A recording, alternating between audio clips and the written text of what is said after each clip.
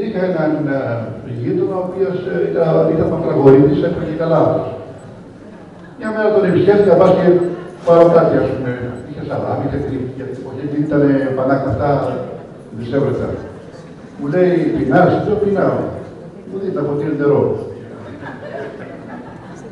Λέει, πεινάς, πεινάω. Δεύτερο ποτήρι. Πεινάς, πεινάω. Μου έδωσε 10 ποτήρια. Τώρα πεινάς. Λέω, όχι, είδατε, δεν πεινά, γιατί ψάχνει. Γεια σου, ρε Πετρίδη.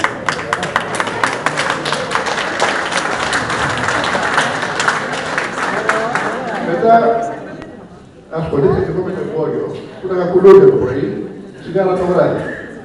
Και πολλές φορές αργούσα να πάω σχολείο. Ο δάσκαλος δεν καταλάβαινε, ας πούμε, ότι ήταν ανάγκη να αρχίσω και να ξεκουρήσω τα κουλούρια. Μια μέρα μόλις πάω εγώ και λέει, έλα εδώ. Έχεις διαβάσει? Του λέω, δεν διαβάσεις. Ήταν τρίφυνα. Λέει, ποιος έκρεξε τα μήλα των Εσπερίδων? Έβαλα τα κλάματα. Όχι εγώ εκεί, κύριε. Οπότε παίρνει διευθυντής. Γιατί λέει ο μαθητής, και τον ρώτησα ποιος έκρεξε τα μήλα των Εσπερίδων. Και μου είπε, όχι εγώ. Αλλά λέει, από ό,τι ξέρω, είναι από καλή οικογένεια. Και με έσωσε.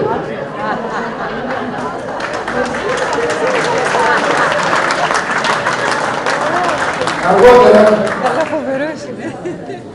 ήθελα να γίνω πυροσβέστης. Δεν ξέρω πώς μου ήρθε αυτή η ιδέα. Γιατί έπρεπε να γίνω λάμπο, ο οποίος ήταν καμαρωτός και ήθελα και εγώ να γίνω.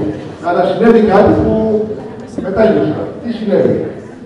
Μια μέρα, ένα βράδυ, καθώς γύρισε μετά από μια επίπονη κατάσβεση, 12 ώρα σπίτι του, μπαίνει στο σπίτι χωρίς να ανάψει το φως, να μην ανησυχήσει τη γυναίκα του, βγάζει τη στολή του, τη πάει στην καρέκλα, του λέει η γυναίκα του, καλά έκανες να ανάψει το φως, γιατί έχω ένα πονοκέφαλο. Σε παρακαλώ, πήγαινε στο φαρμακείο απέναντι, να πάρεις ένα κουτάκι ασπιρίνης.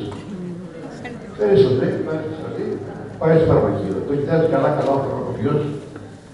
Λέει, συγγνώμη, εσείς δεν πυροσβέστης, δεν είστε? Λέει, μάλιστα. Γιατί φοράτε στο δίδαγματά της?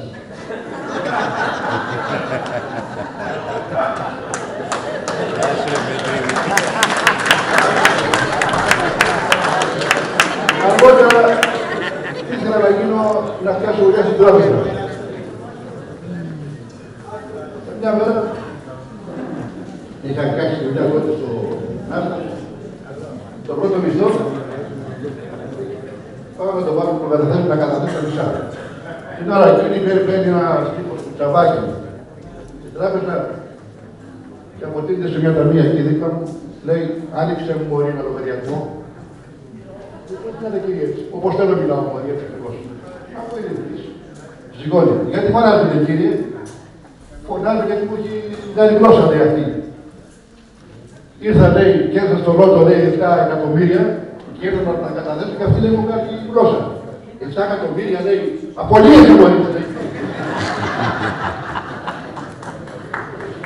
Και τελευταία, κάτι στιγμή με πήσα να πάω στο Αλζίρο, το τελευταία της γιορτές, παραμονές κλπ. Αυτοί είχαν τις συνταξίες και τα 80 ξέρω εγώ, το 81, το 1, το 82 άλλους. Γιατί έτσι απειρέγγια, δεν ήξερα να πάει. Αφού παίξαμε, τους έβλεπα. Εγώ έκανα και ένα γύρο γιατί είχε ενδιαφέρον. Χάσαν τα λεφτά. Τους πήραν από κάτι λίγα, από 10 ευρώ στο καθένα, 10-20. Οπότε τους ακούω να λένε, αγάπη, λέει πόσα σου πήρανε? Λέει 10. Εσένα, εμένα 20. Λοιπόν, έχω μια καλή ιδέα, λέει, για να κερδίσουμε. Να ακούσουμε. Τους ακούω τώρα εγώ.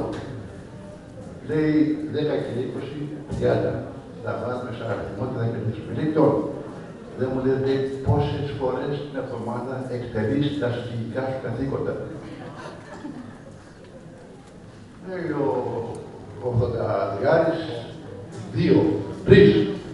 Ο άλλος που ήταν πιο νέος, λέει 4.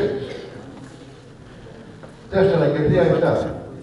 Βάζουν λοιπόν στα 7 τα 30 ευρώ, γυρίζει η ρουλέτα και κάθεται στο 0.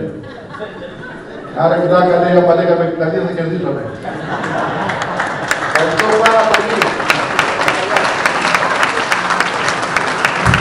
Και επειδή βλέπω παιδιά, έτσι, νεός θα πω ένα για παιδιά.